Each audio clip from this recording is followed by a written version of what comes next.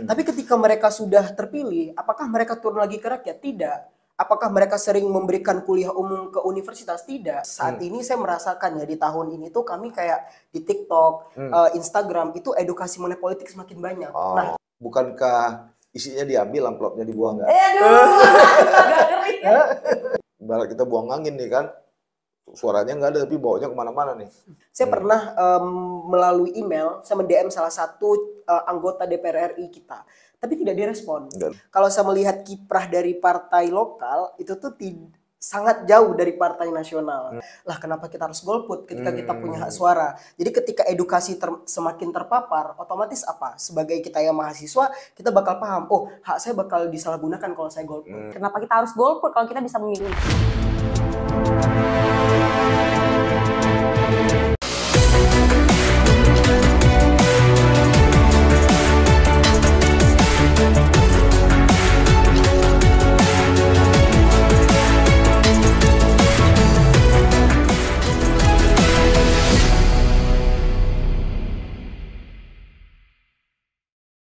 Assalamualaikum warahmatullahi wabarakatuh. Sahabat, sisi lain, pemilu 2024 atau pemilu legislatif maupun pemilu presiden hanya dalam hitungan hari atau sekitar 30 hari lagi. Siapakah yang akan jadi pemenang? Tentu tidak terlepas dari siapa yang akan memilih. Dan menariknya di Indonesia pada pemilu tahun ini, kata kunci kemenangan ada di tangan milenial. Berdasarkan perhitungan penduduk tahun 2023, jumlah penduduk Indonesia 278,8 juta jiwa. Berdasarkan daftar pemilih tetap ada 204 juta lebih pemilih yang berhak memberikan suara. Dari jumlah itu ada 66,8 juta generasi milenial, ada 57,49 juta generasi X, dan 46,8 generasi Z, serta 28,13 juta baby boomer, dan free baby boomer ada 3,57 juta. Dan setara dengan 72,6%. Luar biasa besarnya. Di Aceh sendiri, di Provinsi Aceh, dari 3,7 juta lebih pemilih, ada 169.000 diantaranya berada di Banda Aceh. 60% adalah pemilih milenial dari umur 17 sampai 40 tahun. Jadi anak-anak milenial merupakan kunci atau penentu siapa yang akan duduk di parlemen maupun di presiden. Lantas bagaimana pendapat mereka? Seberapa penting atau arti penting pesta demokrasi atau kontestasi demokrasi ini di mata generasi muda? Malam ini saya coba sedikit bergeser dari kebiasaan kita bicara yang agak-agak serius, tapi malam ini tidak serius. Kita ngomong rileks ya. Sahabat sisi lain, malam ini saya mengundang Yanma Aditya Pratama, mahasiswa Fakultas Hukum semester 8 Universitas Syahkuala Banda Aceh atau USK. Yanma merupakan putra dari Sofian Effendi dan Mariani yang lahir di Medan 29 April 2022. Wow, masih muda sekali. Soal prestasi nanti dia ceritakan sendiri, Yanma. Kemudian saya juga mungkin sudah akrab di pandangan sahabat sisi lain, ada Mutia Fatia Erlison, juga mahasiswa Fakultas Hukum semester 8. Mutia merupakan putri dari pasangan Ibtu Edi Erlison almarhum dan Safira Mustakila. Lahir di Banda Aceh 26 Juni 2001. Ini masih sangat muda. Oke, nanti prestasi biar kalian ceritakan sama-sama lah. Ini saya ke Yanma dulu ya. Saya kira nanti pertanyaan sama, kita relax, santai aja. Yanma, saya nggak tahu sih, orang bicara soal milenial, generasi Z segala macam ya. Seakan-akan hari ini kata kuncinya ada di tangan kalian nih sekarang, generasi muda, seperti yang saya katakan tadi. Tapi saya nggak tahu nih, menurut kamu sendiri gimana sih arti politik ini? Kontestasi demokrasi ini menurut kamu seperti apa? Mungkin kalau berbicara mengenai kontestasi politik di sini, karena kebetulan saya mahasiswa hukum ya, karena sebenarnya kita harus refernya tuh ke Undang-Undang Pemilu, karena kita memang mempunyai dasar, karena memang dari hukum kami belajar bagaimana cara kami memahami sebuah regulasi. Cuman terlepas dari itu, karena saya bukan seorang pakar, tapi saya seorang mahasiswa, saya melihat kontestasi politik ini adalah bagaimana seseorang menggaungkan dirinya yang lebih baik dibandingkan orang lain. Jadi seakan-akan di sini tuh kompetisi, bukan lagi untuk memperlihatkan siapa orang terbaik untuk mewakili rakyat. Sedangkan kita melihat ya, kita sebagai mahasiswa diuji intelektualitasnya dan lain sebagainya, tentu kita harus memiliki pemahaman, oh bahwasannya calon ini harus memiliki prestasi, harus memiliki track record yang baik, tapi sekarang bukan. Bagaimana kita berkompetisi dengan membagikan uang dan sejenis yang menurut kami itu bukan hal yang elok ya. Karena sebagai mahasiswa yang intelektual, kami memahami bahwasannya oh dia sedang melakukan iklan, sedangkan ini dia memang betul-betul untuk ingin mewakili masyarakat seperti itu. Ada terjadi pergeseran nilai ya. Beberapa pilpres atau pemilu itu kan dulu ada campaign soal golput. Ya. Tapi di pemilu 2024 ini ada pergeseran tren. Justru nggak ada lagi bicara golput di kalangan mahasiswa. Tapi ini lebih kepada apakah ini efek dari framing bahwa kalian adalah generasi penentu atau memang ada proses kesadaran baru bahwa bagaimana untuk menggunakan hak demokrasi kalian? Sebenarnya kalau berbicara mengenai awareness, saat ini saya merasakan ya di tahun ini tuh kami kayak di TikTok, Instagram itu edukasi mengenai politik semakin banyak. Nah itu salah satu faktor menjadi kenapa kami tuh kayak, lah kenapa kita harus golput ketika kita punya hak suara. Jadi ketika edukasi semakin terpapar, otomatis apa? Sebagai kita yang mahasiswa, kita bakal paham, oh hak saya bakal disalahgunakan kalau saya golput. Seperti itu. Artinya kemajuan teknologi ini memberi efek positif ya terhadap proses kesadaran berdemokrasi ya. Yap, benar sekali. Oke, Mutia, seberapa penting sih untuk bisa ikut memilih menurut kamu? Iya, sama kayak yang udah dijelasin sama Ari tadi, kami lebih kepada sadar gitu. Sadar kami itu bukan cuma sadar dari diri sendiri, tapi juga kesadaran yang berasal dari sosial media tadi. Awareness kita itu tumbuh dari yang kita lihat. Dan juga karena kita tahu juga berdasarkan dari Undang-Undang Nomor 40 Tahun 2009 bahwasanya pemuda itu adalah agent of change. Jadi karena kami sadar, kami itu punya power untuk bisa melakukan perubahan, so kenapa nggak kita memilih gitu dengan menggunakan hak suara yang kita punya? Kenapa kita harus golput kalau kita bisa memilih gitu? Hanya sebatas menggunakan hak atau lebih berkualitas lagi? Hak digunakan, hak demokrasi, hak konstitusi digunakan, tapi ada satu keinginan untuk melahirkan pemilu yang berkualitas. Gimana kira-kira menurut Mutia? Misalnya anggota DPR yang harus yang seperti apa, baik DPRK, DPRA maupun DPR RI, DPD RI. Kira-kira kita nggak nyebut namanya ya, kita nggak nyebut paslonnya. Kira-kira presiden itu yang seperti apa, gitu kan? Gimana? Sebenarnya kalau untuk tidak hanya menggunakan hak suara, tetapi kita juga ada nih dari kalangan kita yang sekarang sudah juga siap untuk bisa mencalonkan diri untuk pesta demokrasi ini. Bahkan kami juga mengira kira-kira dia itu pantas atau tidak, tapi kenapa tiba dia ini kok mau berani gitu untuk bisa mencalonkan diri dan juga menampung suara aspirasi rakyat tidak hanya di kalangan yang sudah terdahulu tapi juga kalangan yang muda gitu. Dan itulah salah satu bentuk kesadaran dan juga aspirasi bahwasanya kenapa enggak gitu kita anak muda juga ikut maju, nggak cuma untuk bisa memenuhi hak suara kita tapi juga bisa menampung aspirasi dari masyarakat. Yanma, saya kembali ke Yanma.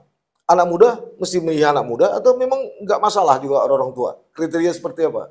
Kalau saya personally, saya nggak harus muda, harus tua, tidak. Tapi bagaimana dia menampakkan sosok dirinya. Karena gini ya, kalau kita anak muda, saya dukung anak muda. Misal dia ingin bersuara, dia ingin menjadi representasi dari masyarakat. Tapi menjadi permasalahannya ada gini, mereka akan mewakili rakyat di parlemen. Ketika mereka tidak memiliki power atau mereka tidak well educated, bagaimana mereka bisa mewakilkan suara kita? Bagaimana mereka berani untuk menyuarakan, oh ini loh hak kami. Sedangkan di parlemen itu orang yang sudah senior. Nah mereka akan terus mengungkung anak muda kan. Nah ketika anak muda memang betul-betul berani, oh kita lihat, oh track record anak muda ini berprestasi. Dia berani untuk menyuarakan hak mahasiswa. Dia berani menyuarakan A, B, C. Otomatis apa? Ketika dia masuk di parlemen, dia akan berani. Tapi coba kalau nggak berani, dia terpilih, akhirnya apa? Dia cuma menjadi sosok anggota yang memang tidak merepresentasikan dari suara rakyat. Seperti itu. Pendidikan penting nggak? Sangat penting. Penting ya. Ya. Oke, dari 1.000 sekian daftar calon anggota DPRA nih, kita ambil DPRA. Mereka memperebutkan 81 kursi. Hampir sekitar 80% itu SMA. Gimana mendapat kalian? Latar belakang pendidikannya. Kalau untuk saya agak sedikit berat ya pertanyaannya, tapi ini cukup menantang gitu ya. Justru bagi kami di pandangan kami yang milenial, semakin kami ditantang, oh ini anak kemarin sore, semakin kami itu menggelora gitu semangat kami itu. Maksud saya begini, maksud saya bukan anak-anak mudanya yang ini. Artinya secara akumulatif ya, riset yang saya buat itu lebih di atas 50%. Itu latar belakang pendidikan mereka tuh SMA gitu loh. Maksud saya itu, ada 1.300 sekian daftar yang caleg ya, dari semua partai politik. Mereka untuk DPRA untuk memperebutkan 81 kursi. Dari 1.000 sekian itu, 50 di atas 50% itu latar belakang pendidikannya SMA. Apa yang bisa kita harapkan gitu? Gimana Mutia? Waduh, gimana itu? Kalau berbicara mengenai apakah dia lulusan SMA atau sarjana, sarjana dan sejenis, yang menurut saya di sini bagaimana proses ya. Kita nggak hanya mengenai sarjana ya, bisa aja dia melakukan kayak kuliah dengan tidak pure seperti itu. Yang katakanlah seperti itu. Nah, tapi kita melihat kalau memang dia meskipun lulusan senior high school ataupun SMA, tapi memang dia kapabilitas dia bagus ya, kenapa tidak? Nah, prestasi itu tidak melulu mengenai akademik. Oh, dia memiliki IPK yang terbaik dan lain sebagainya. Ya bisa aja. Kan nanti ada ahli juga toh yang tidak ketika dia menjadi caleg gitu. Nah, ketika menjadi anggota gitu. Nah, cuman konteksnya adalah ketika dia lulusan SMA, tapi dia harus membuktikan kalau memang saya lulusan SMA, tapi kemampuan saya juga bisa gitu. Karena ketika dia hanya lulus SMA, mungkin saja faktor ekonomi dari keluarga yang menjadikan dia tidak bisa sarjana. Nah, bagaimana cara kita melihat rekam jejaknya? Kalian sebagai generasi muda, sebagai mahasiswa, dalam proses kontestasi yang sedang berjalan ini, ada nggak melakukan riset kecil-kecilan atau mempelajari, oh ini saya akan memilih ini, alasannya bla bla bla bla? Ada? Tentu melalui sosial media, kami lihat anaknya, misal kalau udah terlalu tua, kami tengok anaknya, bagaimana kehidupan dia sehari-hari, pasti kan disorot ya, apalagi dia sebagai caleg gitu. Ya, kalau Mutia sendiri, Mutia kan lahir di Banda Aceh ya? Usianya 22 udah sangat paham lah ya. Menurut Mutia, kita ambil DPRA dulu lah ya. Bagaimana sebenarnya kinerja DPRA periode 5 tahun yang lalu? Apakah sudah cukup baik ataukah memang perlu diperbaiki? Kalau Nyanma lahirnya di Medan, ini anak Banda Aceh. Tapi kan Nyanma dia lahirnya di Medan, misalnya juga di sini ya. Menurut Mutia kira-kira? Kalau menurut saya sendiri cukup baik dan sangat menampung aspirasi tidak hanya masyarakat, tapi juga mempergunakan dan memperdayakan kami sebagai anak muda. Contohnya nih, tidak hanya membantu baik itu dari segi dana, tetapi juga menyediakan ruang bagi kami yang anak muda untuk dapat bisa berekspresi dan juga menyebarkan terkait dengan edukasi-edukasi yang sedang dipelajari, misal tentang pariwisata, kebudayaan, dan juga tentang ekonomi kreatif yang ada di sekitar kita gitu. Yanma sendiri, ada nggak pantau kinerja 13 anggota DPR RI asal Aceh yang ada di Jakarta? Apa sih sebenarnya kerja mereka? Bobo-bobo atau duduk-duduk atau? Bobo nggak tuh? Kalau sebenarnya kalau kita bilang pantau, saya termasuk yang kurang peduli ya. Karena kenapa saya tidak peduli? Pasti ada alasan. Bukan kita memang tidak peduli emang semerta-merta karena kita bodoh amat. Enggak. Kami melihat ketika mereka mewakili rakyat Aceh, tapi mereka tuh ya di awal saja ketika mereka mau mencalonkan diri, itu rame tuh. Misalnya beberapa caleg, mungkin saya tidak bisa menyebutkan ya. Tapi ketika mereka sudah terpilih, apakah mereka turun lagi ke rakyat? Tidak. Apakah mereka sering memberikan kuliah umum ke universitas? Tidak. Kita lihat bagaimana track record mereka untuk memberikan sumbangsih kepada pendidikan Aceh. Saya tidak pernah melihat itu. Karena mungkin di sini saya mahasiswa berprestasi Aceh dan USK. Kebetulan di tahun 2023. Jadi saya melihat bagaimana mereka itu menampung aspirasi kami. Dan itu saya tidak melihatnya. Atau memang kampus yang agak sedikit tertutup dengan dunia politik. Maksudnya harusnya kan kampus ngundang dong setahun sekali atau 6 bulan sekali semacam diskusi. Jangan kita bilang kuliah umum lah. Kan banyak juga anggota DPR RI yang memang taraf pendidikannya tinggi ya. Malah ada output yang dari luar negeri gitu kan. Tapi kan Unsia kayaknya Kalau diundang serta-merta begitu kayaknya kurang ya, tapi lebih kepada kolaborasi. Misalnya mereka ada membuat semacam seminar ataupun perlombaan. Nah, dari situ mereka melibatkan mahasiswa. Jadi tidak serta-merta mereka mempertemukan antara satu dengan yang lain dalam bentuk diskusi begitu. Oke. Apa kritik kamu terhadap sistem demokrasi yang ada sekarang? Sebelum masuk ke situ saya mau ada ini. Saya salah satu ada bukti kenapa saya bilang calon kita tuh tidak yang sudah terpilih anggota DPR RI mewakili Aceh ke pusat itu tuh tidak cukup berkontribusi. Saya pernah melalui email saya DM salah satu anggota DPR RI kita, tapi tidak direspon. Tidak respon. Ini saya berbicara mengenai pendidikan. Kebetulan saya komunitas debat Fakultas Hukum, saya ketuanya di saat itu, dan saya gerakan mengajar desa untuk Aceh. Tapi saya tidak melihat ada respon baik dari beliau. Saya sudah melalui email, kita tahu prosedur. Nanti setelah ini anggota DPR kasih tahu saya. Oh siap. Kita kasih tahu prosedurnya. Ya, kita nggak lagi semerta-merta menjumpai beliau, tidak. Kita pakai email, kita lewat IG, tapi Artinya, tidak pernah digubris. ada prosedur yang bagus. Tapi apakah mereka merespon? Dibilang mereka di dalam jargon mereka, kami sangat peduli dengan milenial, kami anak muda dan sejenisnya. Tapi apa buktinya? Kita bisa melihat hal itu.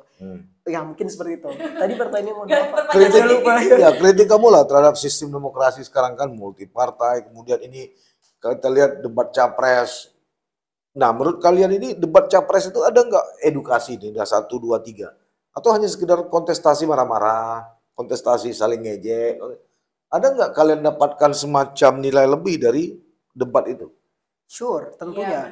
Saya sebagai milenial ketika melihat debat capres maksudnya dan cawapres kan viral tuh di TikTok. Jadi edukasi kami semakin tinggi. Misalnya mengenai pertahanan, mengenai pembangunan di Jakarta, ekonomi dan sejenisnya. Yang sebelumnya saya tipikal yang kayak bodoh amat ya. Tapi ketika ada hal tersebut membuat saya semakin meningkat awareness saya untuk mempelajari politik. Kalau Mutia sebagai seorang perempuan biasanya halus ya? Ya halus ya. Saya lebih ke perasaan saya sih, kadang-kadang kasihan gitu ya. Iyalah perasaan kamu gimana? Udah debat 1, 2, 3 ini perasaan kamu sebagai perempuan gimana? Agak sedikit campur aduk ya. Kalau misalnya perempuan tuh lebih mengedepankan emosionalnya biasa. Yang tadinya kayak kurang respect sama si yang satu, tiba-tiba yang di debat kedua, ketiga dia kayak udah kasihan gitu sama si paslon yang ini. Tapi kan satu sisi perbedaan antara debat capres yang di tahun pemilu ini dan juga pemilu yang lalu itu lebih panas yang ini jujur. Tapi positifnya kita tuh bisa dapat data yang akurat gitu dari mereka, data yang konkret, sehingga kita itu gak cuma asal debat, tapi ada data atas dasar data yang memang benar-benar konkret gitu, sehingga kita juga bisa belajar dengan lebih baik. Nah, kalau misalnya debat capres yang tahun lalu itu kayak anteng-anteng aja, damai-damai aja, nggak ada data, kayak ya udah gitu. Kalau mereka damai-damai ya nggak ngaruh juga di kita. Tapi kalau ini tuh sangat pengaruh karena berdasarkan data yang mereka paparkan. Waktunya kan juga singkat ya. Kalau ingin tahu data yang lebih lengkap sebenarnya kan perlu riset, pendalaman riset kan. Ternyata kan ada juga capres yang salah data kan. Oh iya, yang agak ngeri. Iya. Jadi itu gimana tuh menurut Mutia? Nah, itu dia menjadi salah satu PR bagi kita bersama dan juga anak milenial nih. Karena kan udah nggak cuma datanya aja yang kami lihat, tapi kan kami juga searching nih. Kami riset lagi apakah data yang dipaparkan itu benar-benar ada atau hanya sekedar data. Dan ternyata ada yang sekedar data. Itu juga membuat kami lebih aware ya antara yang mana data yang konkret, mana yang tidak. Itu keabsahan data dari mereka sendiri sih. Yanma sendiri, kita kan di Aceh ada partai lokal. Ada partai nasional. Ya. Kita bicara 5 tahun terakhir ya. Kiprah kinerja mereka menurut kamu gimana? Apa balance antara politisi partai lokal dengan partai nasional? Atau partai nasional tidak sinkron, lebih tertinggal jauh ketimbang kiprah politisi partai lokal atau sebaliknya? Yang kamu pantau dari kampus gitu. Saya pantau dari kampus dan kebetulan saya ikut debat Bawaslu. Bawaslu RI kemarin debat pemilu. Kebetulan memang lagi panasnya pemilu gitu ya. Kalau saya melihat kiprah dari partai lokal itu tuh sangat jauh dari partai nasional. Saya tidak bisa memberikan alasan objektif. Mengapa ya? Karena saya tidak meneliti sangat detail dan saya tidak melakukan riset yang cukup komprehensif. Tapi saya melihat bagaimana keterasaan saya dari partai politik lokal itu tuh tidak cukup gimana ya? jarang kelihatan gitu. Lebih kelihatannya partai nasional ya, mungkin karena mereka mungkin dana lebih besar atau bagaimana, saya kurang tahu juga. Tapi seharusnya sebagai partai lokal mereka itu bagaimana meningkatkan awareness politik, itu kan salah satu kewajiban partai politik ya. Kalau kita lihat dalam undang-undang ya. Tapi bagaimana mereka mengedukasi, bagaimana mereka memilih perempuan. Nah, kebetulan saya mengangkat judul skripsi saya bagaimana representasi perempuan di parlemen. Bagaimana partai politik itu memilih perempuan di Aceh itu sangat sedikit, dan itu sempat menjadi diskusi juga sebelumnya. Ya, kalau Mutia sendiri gimana? Pertanyaannya sama, soal kiprah partai lokal dengan partai nasional di Aceh. Kita bicara 5 tahun terakhir lah. Kurang lebih yang saya rasakan hampir sama dengan apa yang tadi Adit rasain. Hampir sama. Karena emang tidak merasakan secara langsung gitu. Kalau misalnya keterlibatan mereka memperdayakan kami sebagai anak muda tentang partai politik itu seperti apa. Karena mungkin karena kita sibuk di kampus atau gimana kali ya. Jadi kita kurang dilibatkan secara eksplisit. Gitu. Revisi UPA aja ini nggak tuntas sekarang. Sampai sekarang ya. Dari sekian banyak proleganya, revisi kanun juga nggak ini ya. Oke, saya menarik tadi bola ini dilempar oleh Yanma soal perempuan. Kenapa sih perempuan justru kadang-kadang nggak mau milih kaumnya sendiri di parlemen? Buktinya tuh 81 orang DPR cuma nggak angka sampai 10%. Kenapa? Kenapa biasanya perempuan agak alergi milih perempuan? Kenapa? Ada sih sebenarnya perempuan yang mau milih perempuan, tapi mungkin keterlibatan orang di belakangnya gitu, pendukung di belakangnya atau tim yang berada di balik perempuan itu sendiri. Jadi banyak yang orang kurang percaya terhadap perempuan untuk dapat menampung dan menampung aspirasi masyarakat gitu. Jadi mungkin kalau yang dari saya lihat ya, banyak yang kurang percaya karena perempuan, karena mungkin selain tanggung jawab dan perempuan itu berpikirnya lebih rasional gitu, atau mungkin dari laki-laki merasa tersaingi atau gimana, ini kurang ngerti nih. Pemilih walaupun tadi kita bilang generasi milenial segala macam, kalau kita kalkulasi itu lebih banyak perempuan. Harusnya. Tapi itulah kadang-kadang perempuan juga gini ya, ini ketemu antara caleg perempuan. Kalau kita ketemu dua ini, antara caleg A perempuan, caleg B, ini si A jelekin si B sih. Kenapa? Gimana suaranya ke saya? Ya agak ngeri-ngeri sedang ya kalau faktanya loh, dari periode ke periode, dari kontestasi ke kontestasi, kita ketemu ada 2 caleg perempuan, kita berharap mereka ya mengatakan beginilah, kalaupun nggak milih saya, milihlah dia, mewakili perempuan, keterwakilan. Ini enggak, ala nggak usah pilih bang, itu perempuan memang nggak benar. Ini gimana kalau menurut Mutia? Kalau menurut saya sendiri mungkin lebih ke merasa tersaingi antara satu perempuan dengan perempuan yang lain. Jadi kan merebutkan posisi, karena kita tahu juga kalau bahwasanya kedudukan perempuan itu tidak sebesar kedudukan laki-laki yang ada di parlemen kan gitu. Jadi untuk merebut posisi itu tentu mereka ingin menunjukkan sisi terbaik mereka, dan ya tidak dapat dipungkiri akan ada tuh bumbu-bumbu saling menjelekan antara satu sama lain. Nah, itu sebenarnya tidak dibenarkan. Padahal kan secara regulasi sudah ada ya, menempatkan perempuan pada nomor jadi ya, nomor 3 gitu kan. Itu kan sebuah apa sebenarnya keberpihakan juga. Tapi kadang-kadang peluang ini, keberpihakan ini kalau menurut saya ya tidak digunakan dengan baik kan. Sehingga partai memasukkan perempuan terkesan dalam tanda petik ya hanya sekedar pelengkap. Pelengkap ya. Dari syarat kewajibannya.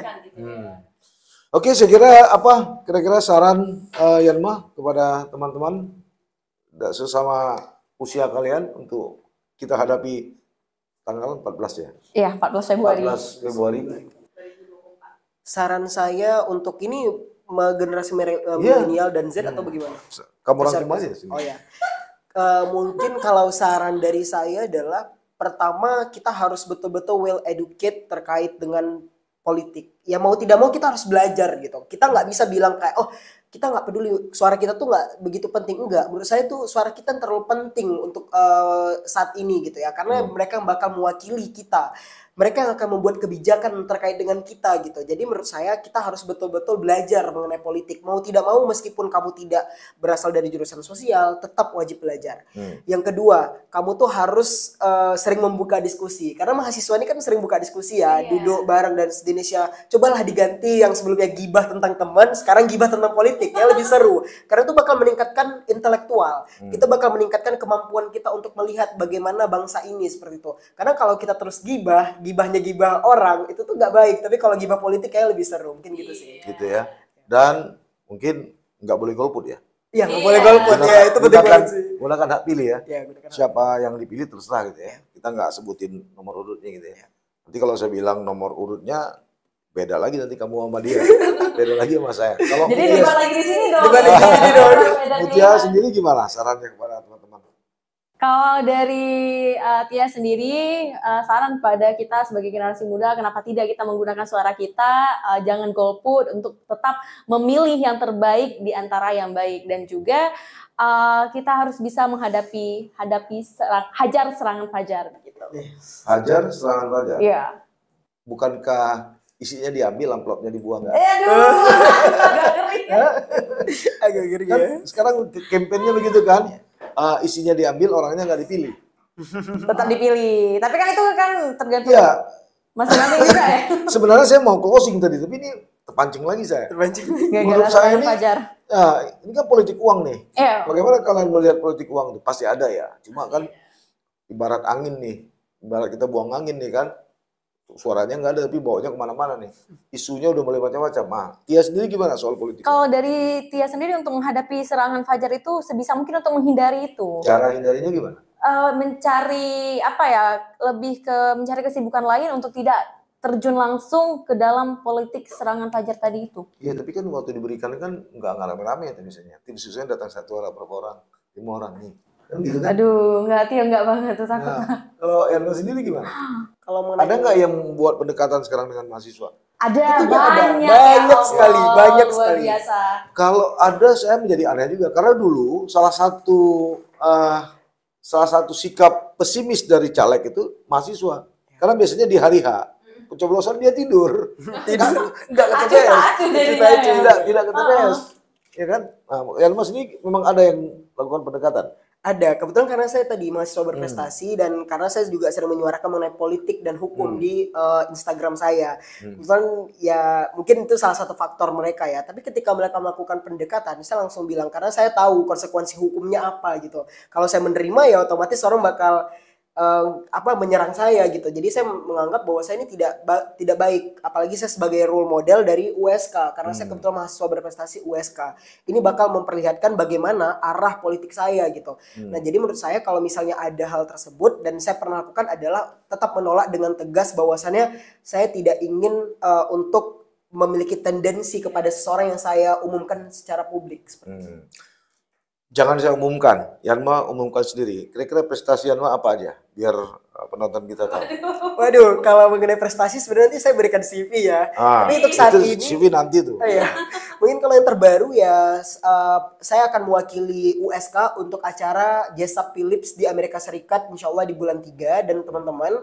Kedua, saya juga pernah nulis buku di MPR yang diterbitkan oleh Badan Pengkajian MPR RI di tahun 2020 kalau saya tidak salah, nanti coba saya berikan judul bukunya. Terus saya juga pernah mewakili USK untuk di acara internasional IMTGT Indonesia, Malaysia, Thailand dan beberapa kompetisi lainnya. Luar biasa sekali. Kalau prestasi terbaru Tia, kalau untuk tahun 2024 ini masih belum ya, tapi yang dari tahun 2023 itu ada sebagai Wakil 1 Inong Duta Wisata Banda Aceh, kemudian juga Inong Favorit Duta Wisata Banda Aceh, dan sebagai Duta Restoratif Justice Kejaksaan Tinggi Provinsi Aceh 2022 begitu ya. Oh, sangat keren ya. Keren ya. Sahabat Titik Balik, itu tadi perbincangan kami, Anda sudah kenal. Jadi artinya kalau Mael bilang narasumber saya malam ini bukan kaleng-kaleng. Jadi memang mereka mahasiswa berprestasi.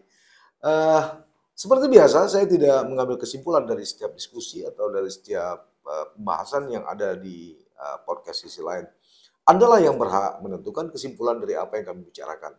Zaman sekarang nggak zamannya lagi tuh model-model dikte, bebas, demokrasi. Setiap orang berhak berpikir. Kan gitu ya? Iya, sepakat gitu ya? Sepakat. Itu tadi sahabat sisi lain, saya kira dalam beberapa waktu ke depan saya nanti akan mengundang lagi mereka. Banyak hal nih harus kita minta. Pada bulan November juga akan ada pilkada. Nah itu akan seru nanti. Siapa gubernur, wakil gubernur yang menjadi kriteria menurut mahasiswa. Tapi itu nanti. Untuk saat ini sampai di sini dulu. Sampai bertemu. Assalamualaikum warahmatullahi wabarakatuh.